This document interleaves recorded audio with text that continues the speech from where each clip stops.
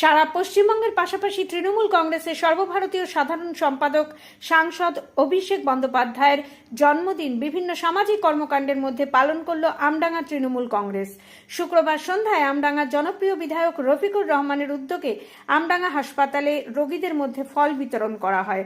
কর্মসূচিতে অংশ নিয়েছিলেন আমডাঙ্গা পঞ্চায়েত সমিতির সভাপতি আনিসুর রহমান, আমডাঙ্গা ব্লক তৃণমূল কংগ্রেসের সভাপতি জ্যোতির্ময় দত্ত, দমদম ব্যারাকপুর সাংগঠনিক জেলা তৃণমূল কিষাণ মজুর সভাপতি লুৎফর রহমান, আজিবুর রহমান সহ একাধিক নেতৃত্ব।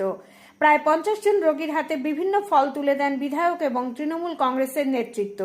রোগীদের হাতে ফল তুলে দেওয়ার পরে রফিকুর রহমান জানান, সাম্প্রতিক একটি সমীক্ষায় জানা গেছে বিশ্বের বিভিন্ন জনপ্রিয় নেতৃত্বের মধ্যে অভিষেক বন্দ্যোপাধ্যায় রয়েছেন। এ কারণেই 38তম জন্মদিনে তাকে শুভেচ্ছা জানাতেই এই কর্মকাণ্ড।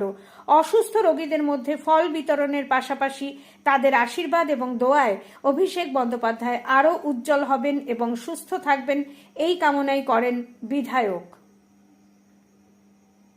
একটা সমীক্ষায় প্রকাশ পেয়েছে সারা ওয়ার্ল্ডের কয়েকজন জনপ্রিয়তম নেতার মধ্যে অভিষেক বন্দ্যোপাধ্যায়। সেই জন্য আমরা আজ করছি, সারা বাংলায় অনুষ্ঠিত হচ্ছে এবং আমরাও দীর্ঘ জীবন কামনা করি এবং মমতা বন্দ্যোপাধ্যায়ের উপযুক্ত উত্তরাধিকারী আগামী দিনে বাংলা উনিই বাঁচাবে। এই জন্যে আমরা তার জন্মদিনে রুগীদের শুভেচ্ছা জানিয়ে আমরা ফল দিলাম এবং রুগীদের কাছে বললাম, তোমরা আল্লাহ ঈশ্বর ভগবানের কাছে দোয়া করো যেন সে দীর্ঘজীবী হয়।